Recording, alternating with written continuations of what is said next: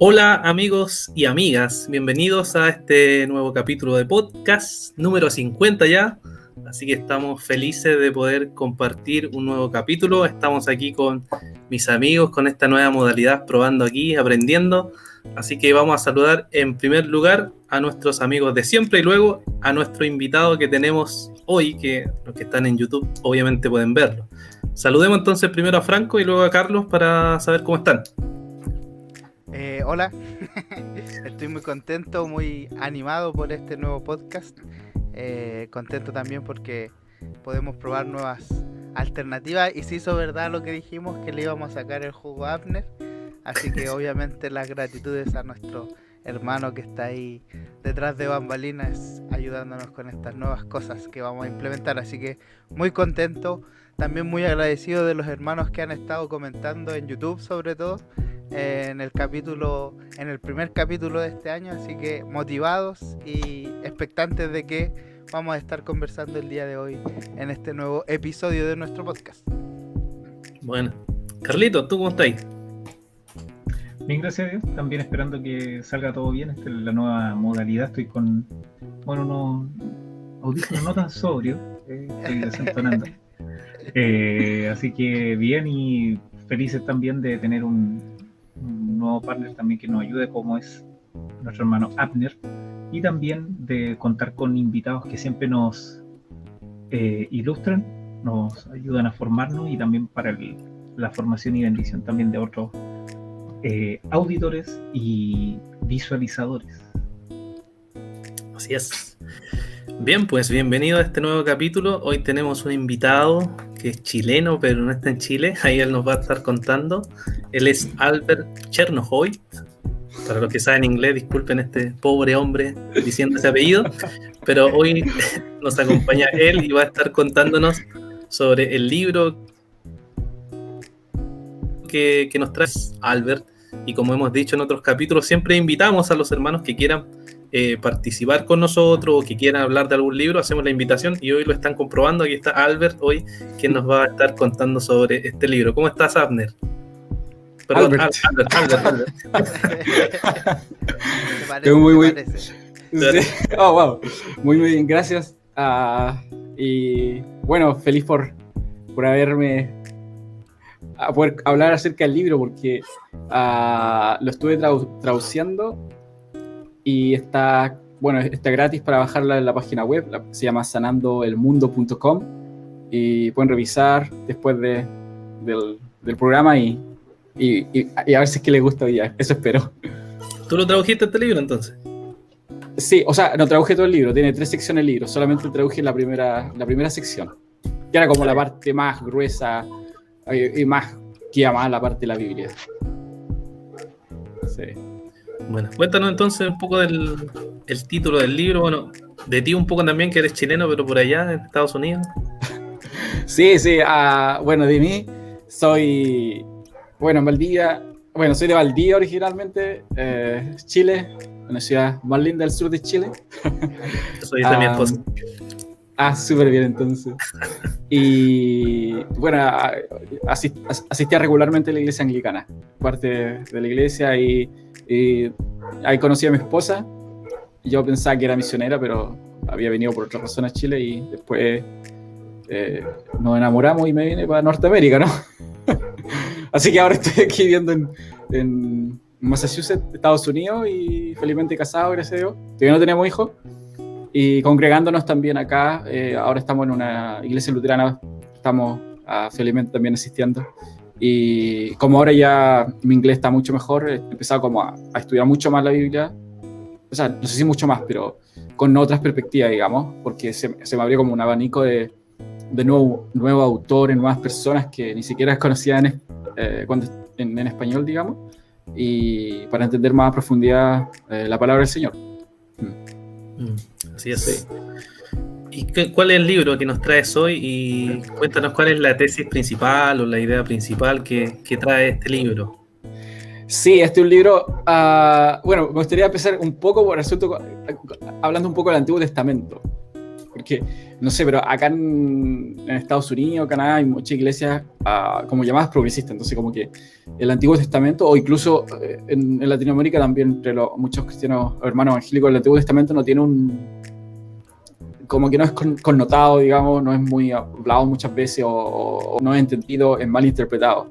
Pero cuando nosotros vemos el Nuevo Testamento y vemos a Jesucristo cuando Él nos dice que la ley y los profetas se puede resumir en amor, bueno, eso lo dijo Pablo, y el Señor dice, ama a tu prójimo como a ti mismo, y ama al Señor tu Dios sobre todas las cosas. Y esos dos versículos los sacó uno de Deuteronomio y el otro de Levítico. Entonces,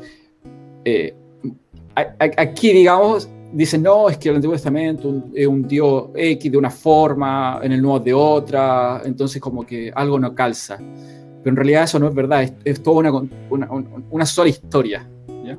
Y si nosotros decimos que el Señor mismo dice que el Antiguo Testamento es el resumen de el amor, entonces como actualmente muchas personas no logran captar el entendimiento de Jesucristo, no lo tienen del Antiguo Testamento.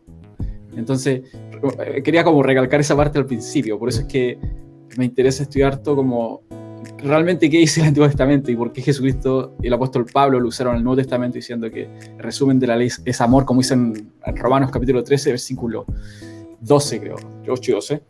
¿Ya? Y el libro, el contexto. El contexto empieza mucho antes, digamos, con, no sé si ustedes conocen a Greg Vansen. Sí, claro. Sí, ese famoso, ¿cierto? Sí, por claro, apologética. Por apologética, Sí. claro. Él lanzó Preso. un libro, exacto, preso. Él lanzó un libro, bueno, a fines del 70, acerca de teonomía. Y sentó las bases acerca de qué es teonomía. Entonces, en un sentido, todo el mundo es teonomista. Ateo es Dios, nomía ley. Pero con respecto a qué Dios. Entonces, aunque tú le preguntes a una persona, a otro cristiano, ¿eres teonomista? Obviamente, uno podría decir, sí, no soy el tipo Vansen, pero creo que la palabra de Dios está por encima de todo. ¿Ya? Entonces, una de las reglas de Vansen es que él decía que él asumía continuidad del Antiguo Testamento, a no ser que se muestre lo contrario explícitamente o medio implícitamente en el Nuevo Testamento. ¿Ya? Entonces, una de las cosas que él decía, que obviamente que con este libro, digamos, y muchos autores no están de acuerdo, es que el castigo, por ejemplo, para falsos profetas cuando se les daba muerte, o por ejemplo apóstatas cuando se les daba muerte, o incluso muchos actos sodomitas en el Antiguo Testamento que también eran aplicados a muerte, estos continuaban en el Nuevo Pacto. Exactamente los mismos castigos. Entonces, al mismo tiempo, bueno, no exactamente, año más tarde, otra persona llamado Kline, creo que se dice Klein en inglés, lanzó un libro de estructura bíblica, la estructura de autoridad bíblica, y él como que si tenemos como si lo leemos con una hermenéutica súper rígida, el Vansen es súper rígido en ese caso, entonces se va como a ese extremo, como que la mayoría del Antiguo Testamento viene, y Klein espiritualiza todo, entonces dice, no, nada del Antiguo Testamento continúa, ¿ya? Y finalmente, no sé si ustedes conocen, este es menos famoso, se llama Bernd Poitres. Como menos Ya. famoso, Sí. hermano. Yo diría que más famoso. Bueno, Muy, en mi caso, en realidad. sí, muy En mi famoso. caso, es súper famoso. No sabía si era muy. Él, el año 90 lanzó un libro que se llama Es que La están Sombra de empezando a Cristo. traducir también libros de él. Sí, Sí, harto. ahora. Cool. Él lanzó un libro en los 90 que se llama La Sombra de Cristo en el Antiguo Testamento. Está en inglés solamente todavía. Entonces, donde él explica ambas posturas y él como que tiene una mirada media, digamos. En qué parte como que está muy estricto la mirada de Vansen y en qué parte está muy espiritual la mirada de Klein. ¿Ya?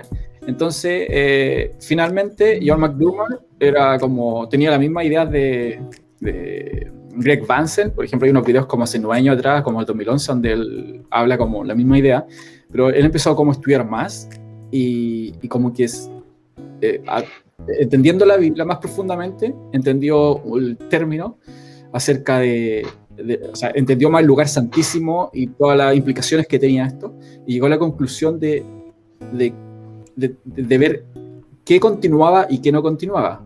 Porque en esto nosotros, todos los cristianos sabemos, por ejemplo, si leemos el libro de Hebreos, digamos, los sacrificios de animales no continúan, porque el verdadero sacrificio fue Jesucristo.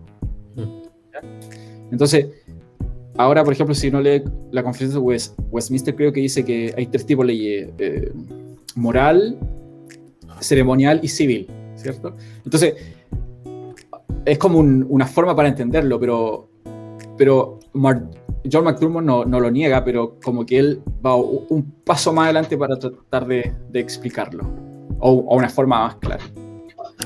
Claro, entonces, para resumir, lo que hace este libro es como tomar un diálogo que ya hay, o un debate que hay, y tratar de mostrar cuál es su postura respecto a este tema. Es lo que va a ir tratando obviamente el libro hacia adelante, pero va como mostrando cuál es la postura de él respecto al diálogo que hay sobre el tema de la ley, de la aplicación de la ley, ¿no? Exacto, de la continuidad y discontinuidad del Antiguo Testamento. Ya, ¿cuáles son? Y a las palabras 100% bíblicas, podríamos decirlo, ¿cuáles son las sombras de la ley? Perdón, ¿cuáles son las sombras de Cristo? Que por ser sombra de Cristo era la sombra del mejor de los bienes venideros y de lo que Cristo hizo en la cruz. Y por lo tanto hayan cumplimiento en Cristo, me imagino. Esa es la palabra que se me está hallando, exacto. Entonces, nos dice que ahora vamos a hablar, como en la introducción del libro, nos habla acerca del lugar santísimo de Dios. ¿Ya? Entonces, el lugar santísimo se repite, bueno, empieza de inmediato en el Edén, después se repite en el tabernáculo, en el templo, a través de la ley va mostrando esto, en la historia de Israel, en los profetas, en el Nuevo Testamento con la iglesia, y finalmente en la gran tribulación y en Apocalipsis, digamos. Todos esos puntos están conectados con respecto a lo que es el lugar santísimo. Y en el Antiguo Testamento la forma o mejor dicho, no en el Antiguo Testamento, en la ley, la forma de hacer la diferencia, digamos, o de este pueblo es santo y que está en el lugar santísimo, es a través de algo que él lo llama Cherem, con CH. Otros autores lo llaman con H solamente, Jerem. Entonces, el asunto del Cherem se puede traducir como devoción. La Reina Valera lo traduce como consagrado. La Biblia de la América dice dedicado o devoción, que sería como lo dice McDermott, ¿ya? Y esto sería que algo, que puede ser un objeto o alguien, está totalmente y exclusivamente dedicado al Señor, y que tiene unos requisitos especiales con respecto a la ley levítica. Por lo tanto, la ley Cherem es una ley ceremonial o sacerdotal. Entonces, el primer versículo que nos habla de esto está en Levítico 27, en los versículos 28 y 29, donde en ese capítulo aparece un montón de ordenanzas acerca si tú quieres, como por ejemplo, dedicar algo al Señor, después lo puedes recuperar, ¿ya? Por ejemplo, una tierra o algo, pero en el 28 y 29 nos dice que si tú quieres dedicar algo al Señor, y ahí está la palabra Cherem, o alguno separe algo a Dios, esa cosa no puede ser redimida, porque está 100% dedicada. Entonces, como que esta ley nos dice que cambia a una posición de normal a 100% devoto, que puede ser, que es parte del Santísimo, ¿ya? Entonces, esto no simplemente es santo, sino que es santísimo, ¿no? Entonces, y luego esto, McDermott empieza a hacer como, por ejemplo, un curso intensivo de mayor santidad, por ejemplo. Entonces nos dice que en el Edén estaba la presencia de Dios y el hombre eligió pecar. Entonces escogió pecar y desobedecer a Dios, y Dios lo expulsó. Y afuera y colocó 2 querubines, ¿ya? Entonces, si cualquiera persona hubiera querido entrar nuevamente, lo que simbolizan los 2 querubines, hubieran sido muertos por los querubines porque tenían espadas, ¿ya? Y también, bueno, una vez que el hombre pecó, Dios tuvo que matar animales para cubrirlo. Entonces el pecado simboliza también una forma de muerte, ¿ya? O la consecuencia. Bueno, también dijo, el día que tú comerás, morirás. Exacto. Después de eso, si tú recuerdas, esta parte fue clave para mí para entender. Cuando Dios estaba dando los 10 mandamientos en el monte Sinaí, entonces Dios decía, el único que pudo huir fue Moisés, nadie más. Y cualquier persona o animal que se acerque un poco a la montaña iba a morir a causa de la santidad. Entonces, tiene sentido, bueno, en las leyes levíticas decían que cuando se sacrificaba un animal tenían que quemarlo. Entonces el libro también tiene sentido que se llama consumido por fuego, porque es un fuego intenso de la santidad de Dios. ¿Ya? Entonces, después de eso, muchas personas hicieron el becerro de oro y después Dios dijo a las personas que estuvieran adorando el becerro de oro tienen que matarla. Y ese día los levitas, que podríamos decir que son los querubines que puso en el Edén, mataron a 3.000 personas, ¿ya? Por causa de la santidad de Dios. Y después empiezan otras cosas como por ejemplo el tabernáculo, que sería donde está el lugar santísimo, pero además de eso, en el lugar santísimo está el arca de Dios. En el arca de Dios se dice que está la presencia de Dios. Arriba del arca están los querubines, que de nuevo tenemos la misma figura, que están cuidando el arca de Dios. Entre el lugar santísimo y el lugar santo está la cortina. En la cortina, si tú lees bien, así súper detallado, la Biblia, hay un querubín, ¿ya? Dibujado, sí. O sea, dibujado. Bordado. Cosido, exacto. Y bueno, hay otras cosas, también además hay muchas cosas santas, creo que el candelabro era bueno, y además de eso está todo el edificio, y también tenían dibujadas, cosidas, cortinas afuera, o sea, tenía dibujadas querubines las cortinas afuera, y además de eso, afuera estaban los levitas con espadas, que cualquiera persona que quiera como interrumpir o profanar el coso, podrían ser muertas por tratar de hacerlos por los levitas, que sean como los querubines de los cuidadores del templo en ese tiempo. Sí. Yo te puedo interrumpir, sí. Claro. Yo cuando leía eso decía, ¿dónde aparece eso de la espada? Pero claro, como bien ya citó Albert, de partida Dios manda a los levitas a matarlos cuando construyeron el becerro de oro antes del tabernáculo. Pero después en el conflicto que hay con los hijos de... Con los hijos de... No, de ahí. Que después escriben un salmo. Los hijos de Coré, ¿cierto? Que también quieren tomar más atribuciones dentro de lo que se les fue designado, también son mandados a matar, digamos. Entonces estaba esa tensión producto de la santidad, de que si tú transgredías o traspasabas los parámetros que Dios establecía, la consecuencia era muerte. Me llamó mucho la atención eso. Es fuerte.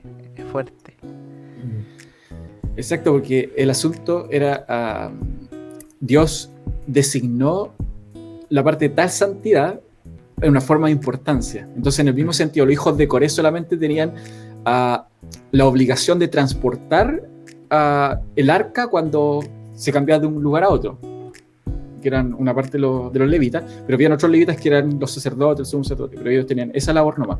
Entonces, cuando en 2 Samuel, en el capítulo 6, cuando Usa extendió la mano porque justo se iba a caer algo, murió. Entonces muchas personas dicen, pero ¿por qué? Así como que tú quedas como, no entiendo por qué Dios va a hacer eso. Pero tenés que ir a entender un poco antes la ley de la importancia y lo santo y lo sagrado que era su presencia, digamos, que es Dios mismo, digamos. Nadie se puede acercar a Dios así como eres y no morir en el intento. Entonces, no sé si recordamos, por ejemplo, cuando Jesucristo en Marcos, bueno, en otro evangelio más, pero que más me recuerdo, cuando el Señor le dice a la ola del viento, detente. ¿Se acuerdan? Y después todo como que quedaron admirados y asustados y con miedo.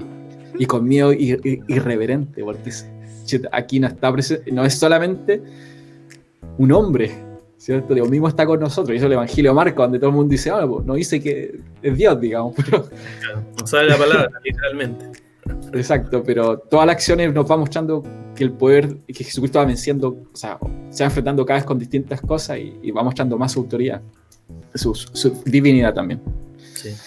Bueno, esta parte del libro es como la parte fundamental, dice el autor. Por lo menos las partes que leí decía que esta es como la base para después ir construyendo lo demás, como las implicaciones o las aplicaciones que va a ir dando. Así que igual es bien importante y muy interesante lo que nos estás contando acerca de la base del libro. No sé si Carlos tiene alguna duda o Franco algo más que añadir para que siga contándonos Afner.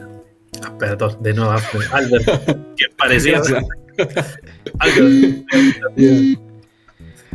A mí solo acotar es que me gustó el libro.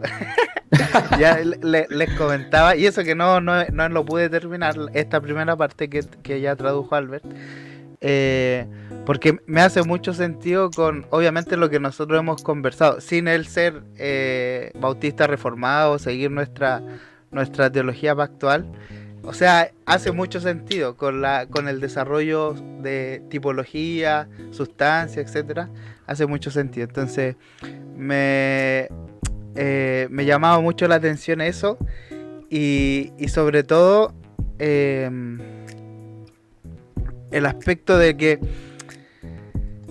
cómo él define la palabra santidad, cómo va mostrando el uso específicamente en Levítico, pero además cómo él termina argumentando que es imposible hacer una separación tajante entre ley ceremonial, ley moral y ley civil, porque ahí él muestra cómo esta ley que es ceremonial, que es el tema de la devoción o de la dedicación, termina trascendiendo a muchos otros aspectos de la vida del pueblo. O sea, ellos dedicaban tierra y era un lugar donde vivir, era parte del desarrollo de la sociedad y de su familia que no podía ser recuperada.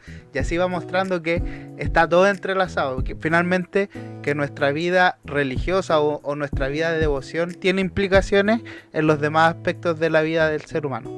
Me pareció espectacular también eso. Cómo en este desarrollo él va metiendo esas cositas así que te dicen, chuta, ¿verdad? Pues no puedo separar esto. Tiene implicaciones que van a afectar toda la vida. Eso. Exacto. Pues, sí. Vamos a pasar al siguiente tema. Una parte como más técnica. Porque en general, lo que dice Levítico 28 acerca del devoto, existen casi siempre cuando se hacía algo devoto, era algo devoto para destruirlo. ¿Ya? Entonces, la primera vez que aparece, por ejemplo, la palabra Sherem en la Biblia, en Éxodo 22:20, donde dice: el que ofrezca sacrificio a otro Dios que no sea el Señor, será destruido por completo. ¿Ya? Pero el original no dice será destruido por completo, simplemente dice que no sea solo el Señor, sea Sherem, o sea anatema, que sería el griego, la traducción del griego, o sea devoto. Entonces el traductor le puso para que se entienda lo que quiere decir se ha destruido por completo. Pero, por ejemplo, hay dedicaciones, por ejemplo, que no son obligatorias, como les decía, que podría ser, por ejemplo, lo que decía el hermano recién, acerca de cuando querían hacer devoto o cherem a tierra o algún sacrificio, o incluso, por ejemplo, el voto nazareo, también era cherem, el que tenías que dejarte el pelo largo, como Sansón, digamos, el más famoso, creo que. Entonces, ahora como cherem en la ley bíblica, lo que continúa. Entonces, en el pasaje paralelo con respecto al que decía de Éxodo 22:20, Deuteronomio 17, donde dice que cualquier persona que deje el pacto del Señor, o que se convierta a otro Dios, que sería como el resultado de la apostasía, tiene que ser Sherem, significa destruido. También en Deuteronomio 13, no solamente tenemos esta ley ceremonial para el apóstata, también para ciudades. Por ejemplo, cuando una ciudad, dentro de la tierra que Dios le da, la ciudad se vuelve apóstata, empieza a seguir otro Dios, entonces las tribus tenían que ir y destruir la ciudad y quemarla, tal cual como lo hicieron con las ciudades cananeas. Entonces, en esta parte es cuando Joel McDermott dice: si tú te das cuenta, esto no es algo, digamos, normal, no es como justicia, porque no sé, o sea, no es como la justicia, digamos, no solamente hacer justicia, sino va más allá. ¿ya? Es algo que está relacionado con algo más grande que nosotros, que sería con la presencia de Dios.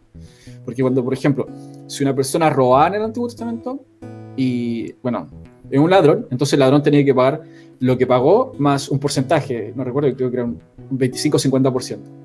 Si el ladrón no tenía dinero, tenía que hacerse esclavo a sí mismo y trabajar como esclavo para quien le robó o para alguien para devolver el dinero.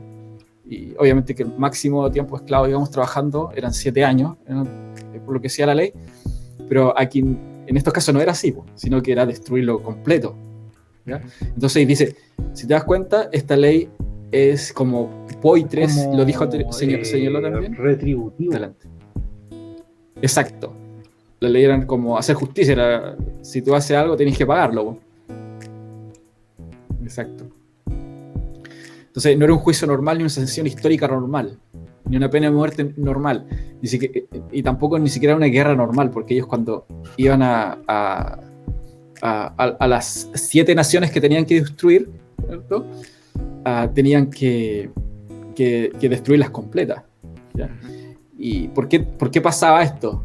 ¿Ya? ¿Por qué esta ley ceremonial, digamos, o esta forma ceremonial de ley?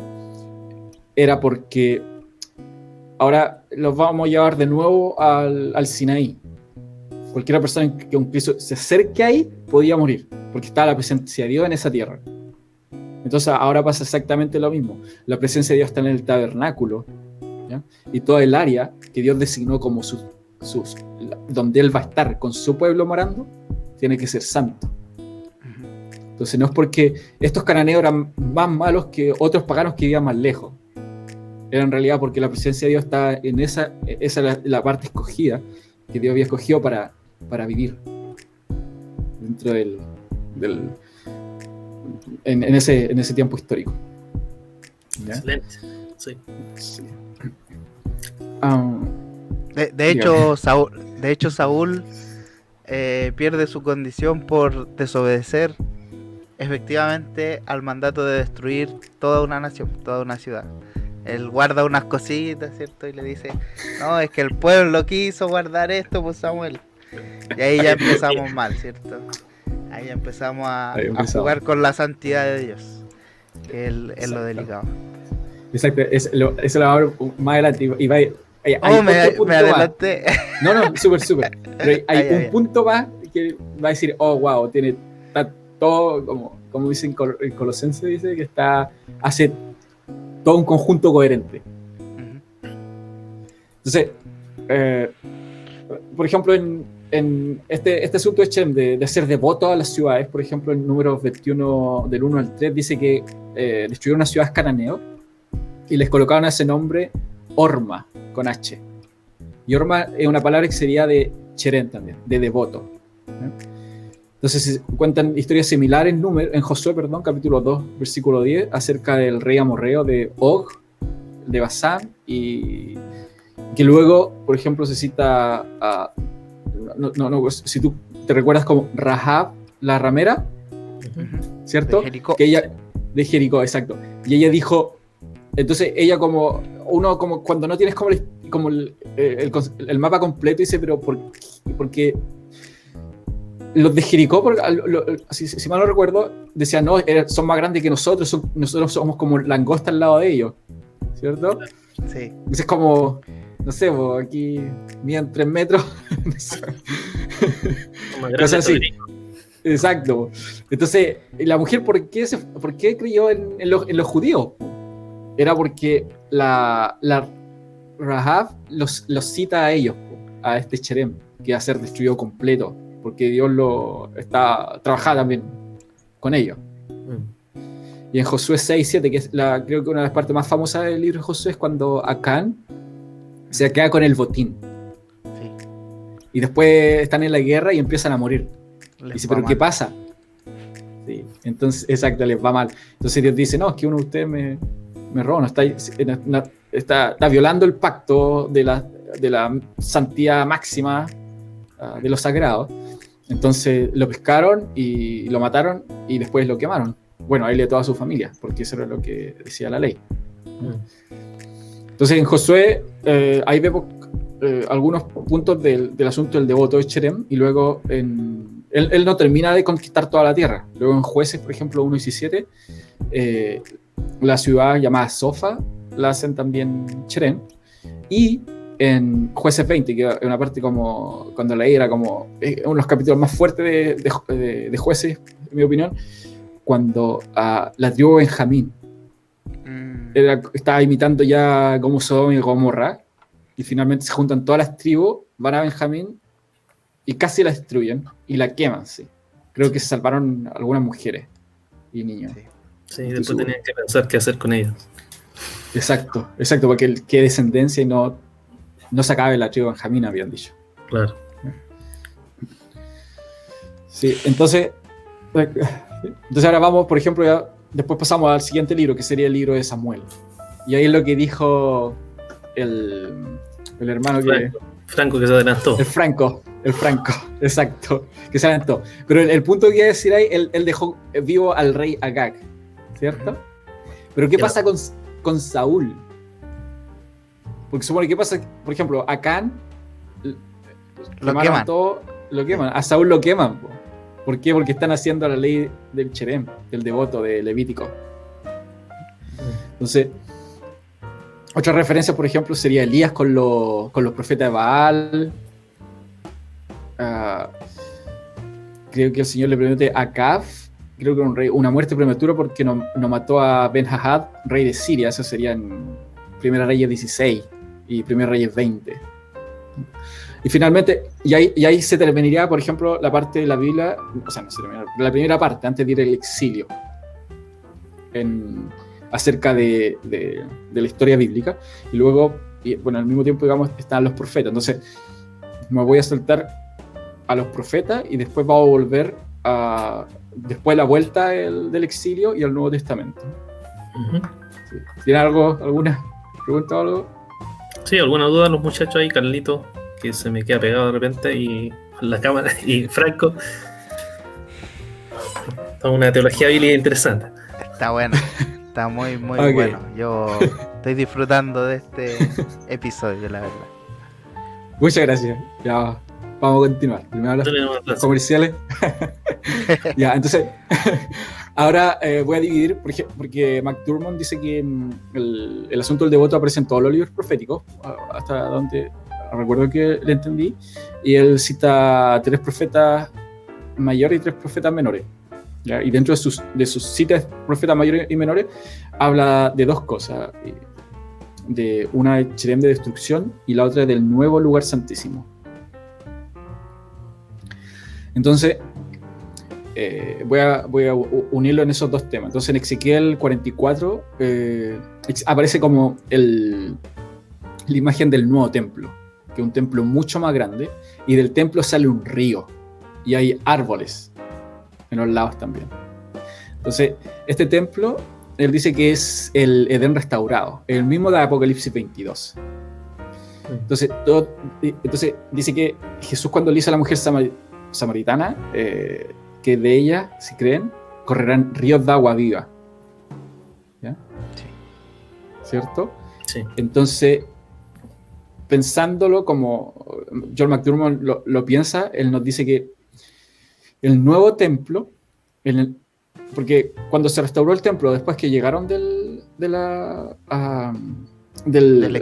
exilio, ¿cierto? No está el arca, entonces no está la presencia de Dios. Si ustedes recuerdan, cuando se inauguró el primer templo, todo se llenó como de humo, que era la presencia de Dios. ¿Recuerdan? Sí. Entonces en el Nuevo Testamento, cuando se inaugura la iglesia, en Hechos capítulo 2, sucede exactamente lo mismo. Exacto, pero de otra forma. Claro. ¿Ya? Entonces el Espíritu Santo llega a su templo, y ahí se cumple la profecía del nuevo templo, que sería la profecía de Ezequiel. Uh-huh. ¿Ya? Y bueno, en Ezequiel 47:21 igual dice que, porque en la ley dice que solamente los judíos, o sea, el pueblo judío, podían heredar tierra, ¿ya? Y ellos la podían vender o dedicar también, pero no para siempre, porque después de, no recuerdo cuántos años, no sé, 7 o 50 años, 50 creo, ellos podían recuperarlas. 5 dice Carlito. Ya. No pero recuerdo tanto detalle. 50. Sí, eran 50. En En el Ya. año 50. el 50. Pero en la visión de Ezequiel, ahora los gentiles podían poseer propiedades como herencia también. Entonces Sí. algo cambia. Además que, por ejemplo, el lugar santísimo en Ezequiel es como de 4 kilómetros por 8 kilómetros. Entonces, él nos dice, esto no es un templo, no lo puedo tomar literal, como un templo que está allá en Israel. ¿Ya? Y dice que en Ezequiel 43:12 dice que sobre el cumbre del monte, el recinto entero, todo alrededor será santísimo, ¿cierto? Y cuando tú lees Hebreos 12 dice, si no os acercáis al monte santo Sión, la ciudad de Dios vivo, Jerusalén la celestial, con la compañía de millares de ángeles, entonces como que el nuevo templo es una realidad espiritual, no terrenal, ¿ya? Al menos en el sentido del edificio o lugar. Entonces, sí. Entonces, adelante. No, iba a decir que se condice, de hecho, recordando que tú mencionabas a la mujer samaritana con lo que a la misma mujer el Señor le dijo. Ya no es en el pozo, no es en el templo, sino que en espíritu y en verdad. O sea, finalmente hay una transición diferente que apunta a otras cosas, no a lo terrenal, físico, digamos. Claro, y no era el lugar no era lo importante. Exacto. Es que como que aquí tengo el montón de cosas, pero creo que lo voy a repetir en el Nuevo Testamento, pero lo voy a decir ahora porque como que es justo el momento. Sí, muy bien, muy bien. Como por ejemplo en Corintios creo que dice, vosotros sois templo del Espíritu Santo, Así ¿cierto? es. En Sí. Pedro dice, ustedes son piedras vivas, ¿cierto? Y el Espíritu Santo mora en vosotros. ¿Cierto? El Señor se sentó a la diestra del Padre en el verdadero lugar santísimo. Entonces ahora dice que la única agencia ahora que tiene jurisdicción como respecto al asunto de la ley de devoción, ¿cierto? Que si quebraba una ley, tú tenías que ser, o sea, tenían que matar según la ley. Ahora ya no es en la tierra, sino que pasó al cielo. Ujú. Y la jurisdicción tampoco no tiene pena de muerte, sino que ahora es una ley, el límite ahora es a través de la iglesia. Pero eso lo vamos a ver más adelante, ¿ya? Como la iglesia ejecuta el cherem hoy en día, o esta ley. Eso va a estar bueno, la aplicación. Va a A estar la bueno, va a iglesia. estar bueno. Hay que matar a todos los hermanos, por favor.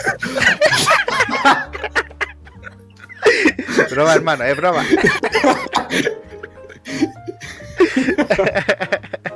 ¡A sonar! Perdón. Todo consumido.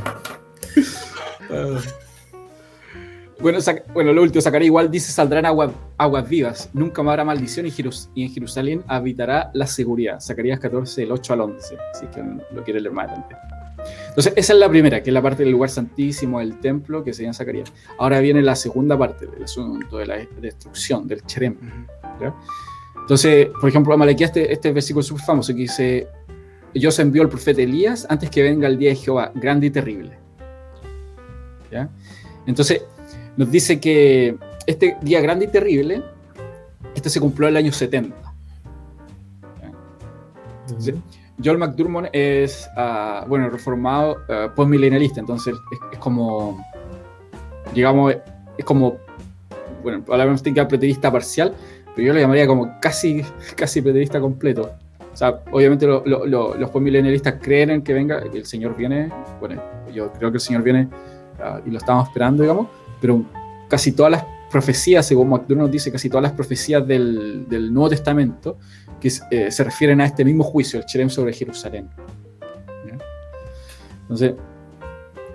Entonces por ejemplo, esta parte era un poco más complicado, no sé si de entender su postura con respecto a Isaías 34, el 1 al 5, donde dice que Dios, día de venganza, y Dios va a ejecutar, bueno, ahí dice cherem, digamos, que va a ser devoto a Jerusalén, a Edom y a todas las naciones. Entonces McDurmon lo interpreta como que todas las naciones, eso significaba, por ejemplo, Egipto, Sodoma, Edom y todas que rodeaban a Jerusalén.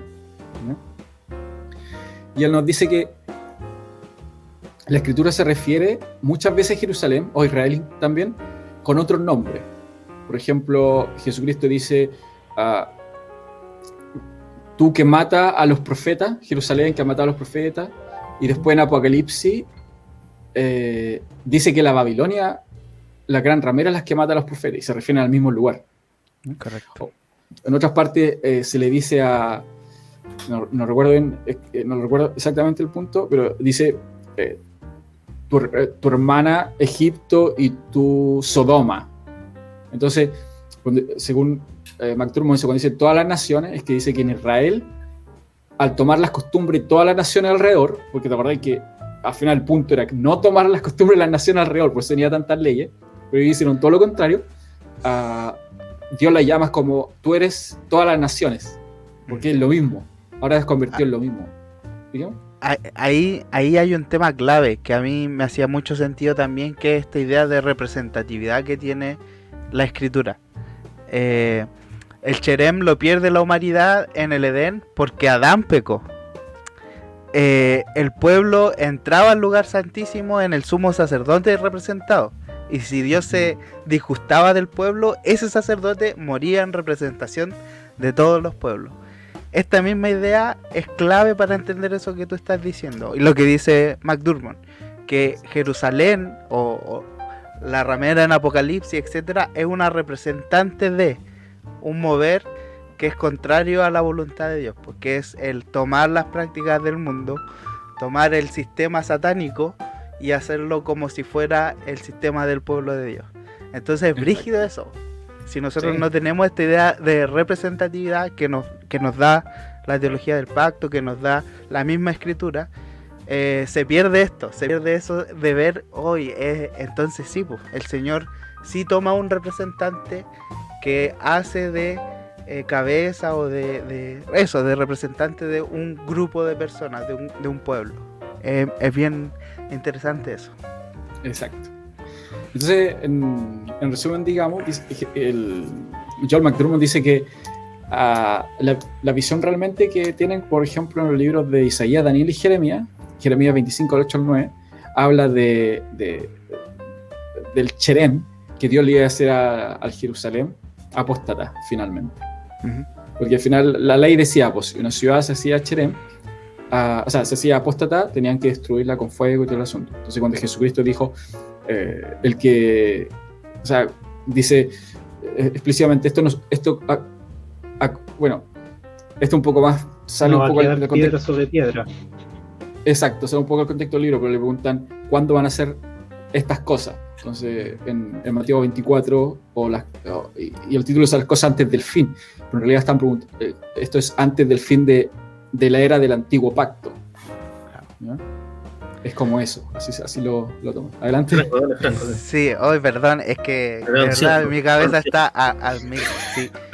Me gustó mucho el tema de la aplicación de Cherem escatológico, que un poco ya tú lo has dicho, que no tiene que ver solo con el fin de nuestra era, sino que con el término del antiguo pacto. Y para uno que no tiene quizás todavía tan definida la escatología, si es preterista, semi o qué sé yo, tú ves el cumplimiento de este Cherem parcialmente o de manera progresiva en el Antiguo Testamento. No solo en el 70, sino que, por ejemplo, ¿qué pasó con Jerusalén cuando llegó Babilonia, cuando llegó Nabucodonosor? Él quemó todo. Quemó las puertas. De hecho, los profetas que estaban en el exilio lloraban por eso. Lloraban de saber que la ciudad estaba quemada. Finalmente ellos entendían que Dios estaba cumpliendo su juicio, su declaración de anatema, de ser consumido. Entonces me gustó mucho eso, porque a lo mejor no coincido totalmente en el estricto del cumplimiento, pero Perfecto. Sí hay esta idea escatológica del cumplimiento del juicio, que es precisamente por eso, por la dedicación y lo devoto del pueblo al Señor. Y lo mismo al final. Lo mismo me pasa con la idea que me imagino vas a explicar después, escatológica de nuestra era, que quizás no la veo tan limitada a un tiempo, pero sí hay un cumplimiento y un desarrollo de el descenso o la caída de la ira de Dios sobre los pueblos anatema, o el pueblo anatema que no es su pueblo. Eso, estoy ahí. Sí, este es como ese meme que sale y salen muchos números así. Eso, aquí podría salir así. La Matrix. Esperemos que nuestros auditores estén haciendo todas las conexiones y no estén redactando esto. Perdón. Dele no a Abner. O sea, otra vez. Albert. Y también el Saludos a Abner.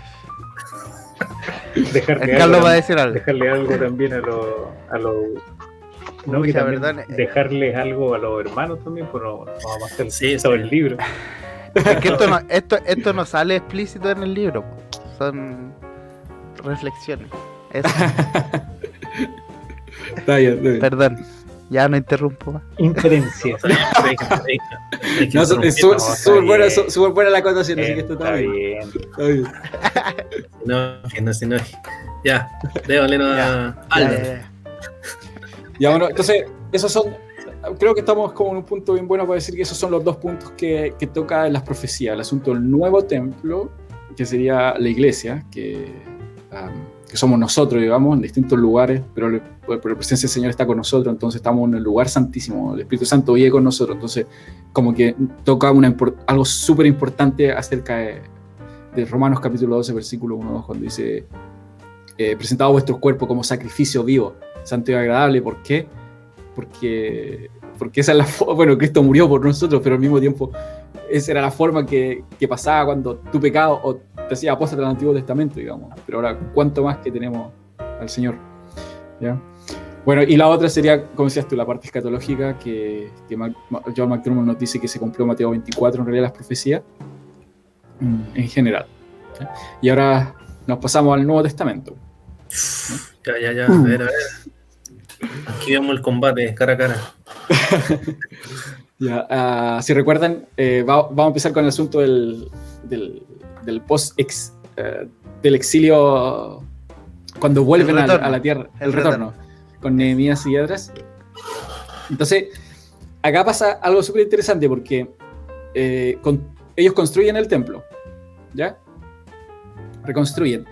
Pero hay un versículo súper bueno, recuerdo cuando lo leí ese tiempo, no, por eso en el libro recuerdo esto, que dice que las personas que habían conocido el templo antiguo, o que tenían una idea del templo antiguo, y miraban el templo ahora, como que se sentían compungidos porque la gloria del templo antiguo no era tan grande la gloria del templo actual, ¿cierto?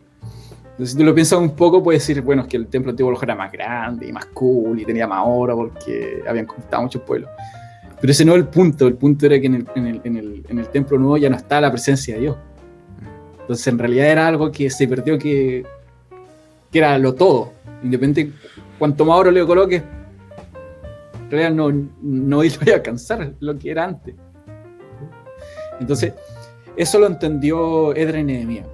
Entonces, en Esdras capítulo 10, versículo 8, hablan de Cherem también. ¿Eh? Que dice que las personas que se casaron con gentiles tienen que rechazar a su esposa porque tienen que ser un pueblo santo y como lo sabemos. Entonces, pero las personas que no lo hagan no le aplicaban la pena de muerte, sino que le confiscaban la propiedad a la persona y se iba desterrada del pueblo. Entonces, porque se fue la chequina de Dios, pues ya no se inauguró como la otra vez cuando todo el humo cubrió la tierra. Entonces ellos tenían la autoridad incluso porque algunos podrían decir, bueno, el libro dice que a lo mejor no tenían la autoridad porque estaban bajo el rey, pero el rey le había dado la autoridad, incluso sale ahí, de ejecutar incluso la pena de muerte con respecto a la ley judía. Entonces ahí llegamos al Nuevo Testamento, y esto igual nos dice ahora como que en realidad la religión judía, sin el templo, sin la presencia de Dios, en realidad ya no tiene sentido, por más que alguien diga, no. Entonces, como un súper buen argumento va a mostrar que en realidad ya no son lo que era, ¿ya?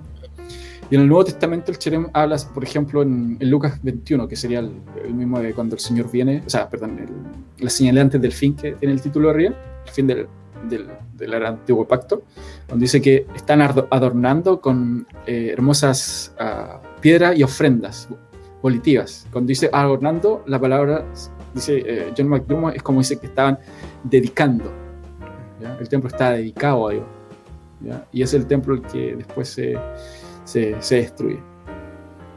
En 1 Corintios dice, por eso nadie que hable por el Espíritu de Dios llama anatema a Jesús, y nadie puede llamar a Jesús Señor sino por el Espíritu. Entonces ahí de nuevo aparece el chileno. Si alguno no ama al Señor, sea maldito, que sería anatema. Y el más famoso, que todos se lo saben de memoria, que sería Gálatas 1, donde dice, si algún ángel del cielo diga otro evangelio, sea anatema. Que sería lo mismo. Ya gusta para los mormones. Sí, eso es verdad. Ese es como el típico.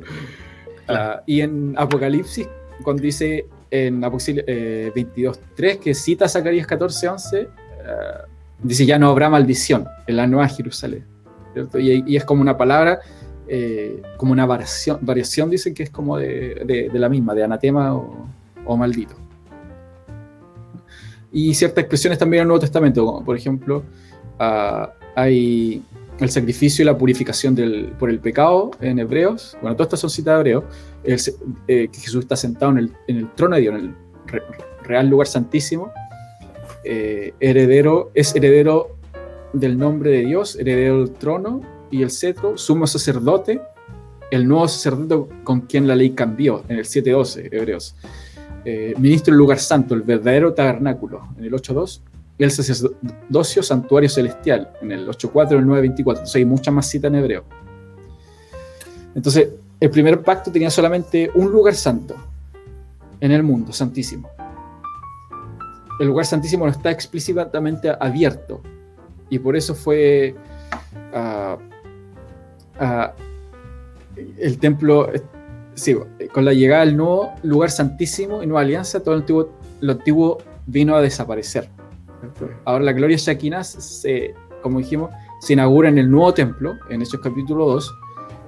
Pedro ya habla acerca de Joel, habla de la destrucción del templo en el 70, y con esto que Cristo está sentado con el Padre en el verdadero lugar santísimo. Entonces ahí está diciendo, el antiguo templo destruido, ahora hay un nuevo lugar santísimo donde está Cristo, y está el nuevo templo.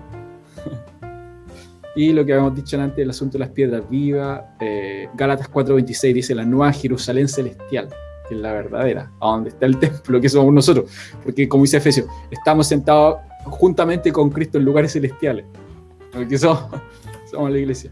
Entonces hay otras expresiones, como por ejemplo lo que podemos ver con respecto al cambio de administración del Cherem.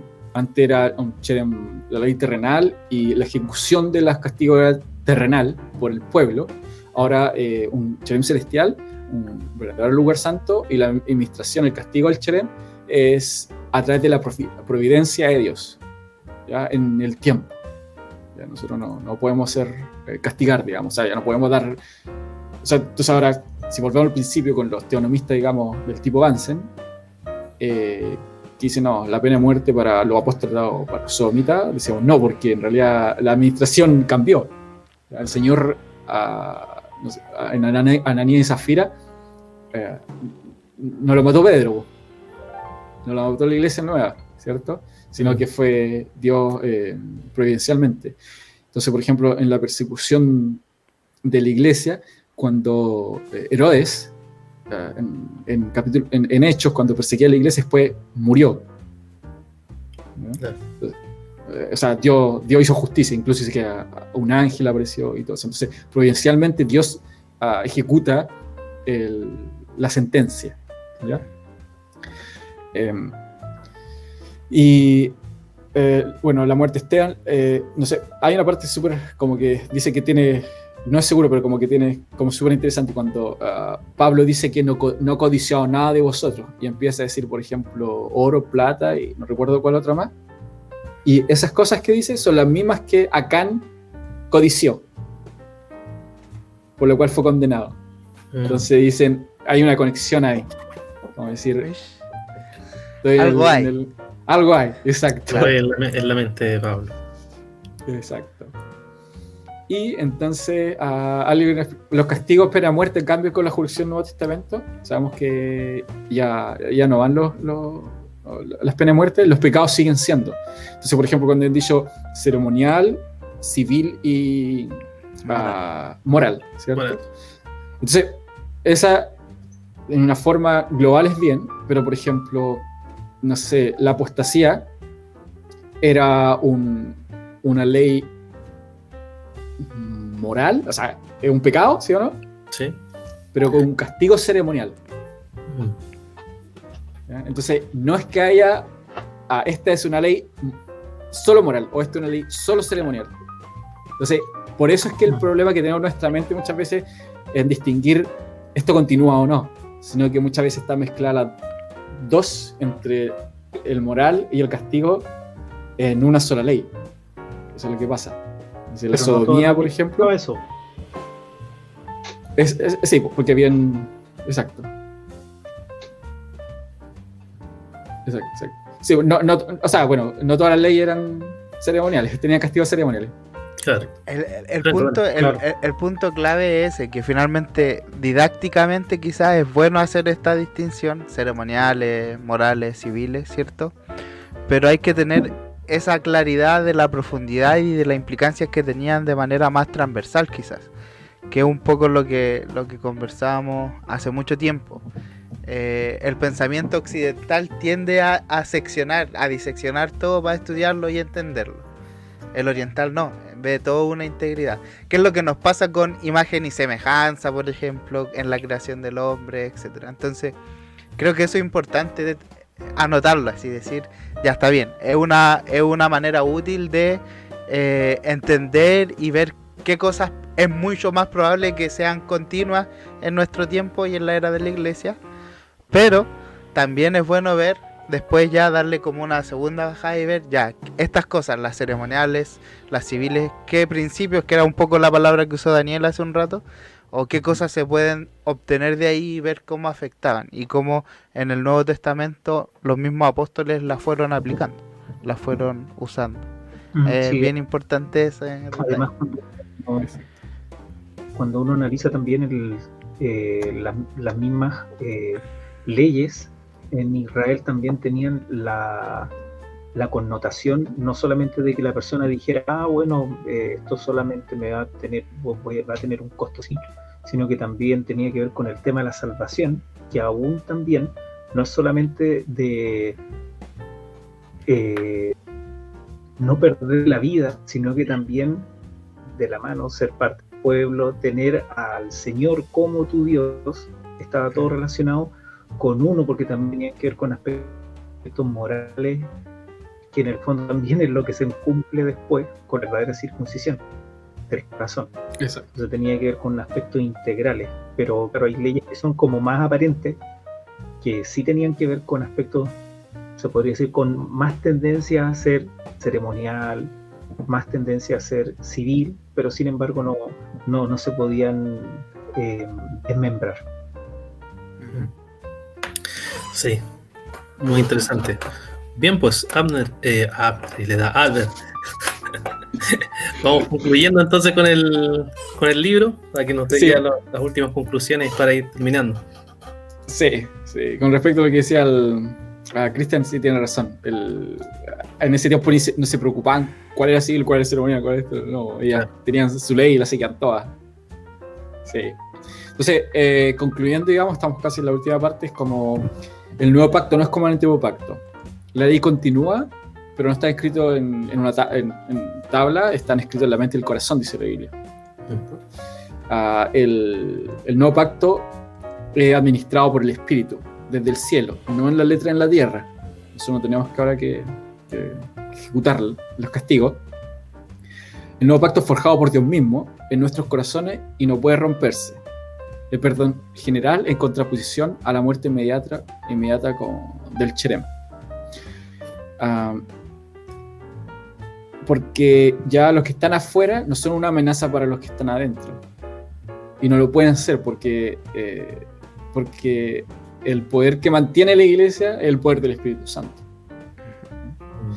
Y finalmente, me gustaría leer un versículo, bueno, es una sección de la Biblia, no sé tan larga. Es Segunda Corintios capítulo 3, del 3 al 10. Entonces, esto hace sentido completamente, creo yo. Siendo manifiesto que sois carta de Cristo, expedida por nosotros, escrita no con tinta, sino con el Espíritu del Dios vivo, no en tablas de piedra, sino en tablas de carne del corazón. Y tal confianza tenemos mediante Cristo para con Dios, no que seamos competentes por nosotros mismos, para pensar algo como de nosotros mismos, sino que nuestra competencia proviene de Dios, el cual asimismo nos hizo ministros competentes del nuevo pacto, no de la letra, sino del Espíritu, porque la letra mata, mas el Espíritu vivifica. Y si el ministerio de muerte grabado en la letra de piedra fue con gloria, tanto que los hijos de Israel no pudieron fijar la vista en el rostro de Moisés a causa de la gloria de su rostro, la cual había de perecer, ¿cómo no será más bien con gloria el ministerio del Espíritu? Porque si el ministerio de condenación fue con gloria, mucho más abundante en gloria el ministerio de justificación, porque aun lo que fue glorioso no es glorioso en ese respecto, en comparación con la gloria más eminente. Gracias, Albert, por este gran resumen y esta reseña que ha estado compartiendo hoy día. Muy agradecido, muy interesante, muy profundo. Como decíamos, el meme ahí estará andando en las mentes de nuestros auditores, conectando todos los hilos de este interesante libro. Bien, vamos a ir despidiéndonos entonces. Franco y Carlos, que nos den ya nuestras despedidas. Una vez más agradecerle a Albert por esta reseña. Franco. Sí, yo quiero darle las gracias a Albert por la reseña, por la recomendación del libro, porque honestamente no hubiera llegado a este libro de otra forma. Nunca. Y y fue de verdad de mucha bendición. Estoy todavía dándole vuelta y además me sirvió para ver, le decía a Daniel hace un rato, la sana discusión o el sano debate entre los teólogos maduros, ¿cierto? Porque él dice, yo agradezco a mis críticos porque me han ayudado a afinar las cosas, y después veía la respuesta de Brandon Adams, que es uno de los mencionados, recomendando el libro. Entonces yo decía, bueno, así se debe tratar estos temas, con prudencia, con humildad. Así que muchas gracias, invitado a nuestros auditores visualizadores, como dijo Carlos al principio, a que puedan acceder ahí a la página que ya dijimos, sanandoelmundo.com. Eso, sanandoelmundo.com. Ahí hay varios recursos y entre ellos está este libro. Ahí está saliendo, ¿ven? Sí, está muy tecnológico para que puedan leerlo, meditar, sacar sus propias conclusiones. Así que eso, muchas gracias. Carlitos. Bueno, gracias Albert por tu esto, fue un deleite, por eso creo que ni interrumpimos, estamos muy fascinados escuchándote y esperamos que después te tengamos nuevamente con algún libro que nos recomiende, así que también por favor, si tienes alguno que después nos quieras recomendar, estamos nosotros aquí con estos para también escucharte una vez más. Bien, pues gracias queridos auditores por acompañarnos una vez más en un nuevo capítulo. Los esperamos que puedan seguirnos la próxima y vamos a estar ahí con sorpresas como siempre más adelante. Así que nos vemos si Dios quiere la próxima ocasión. Bye bye.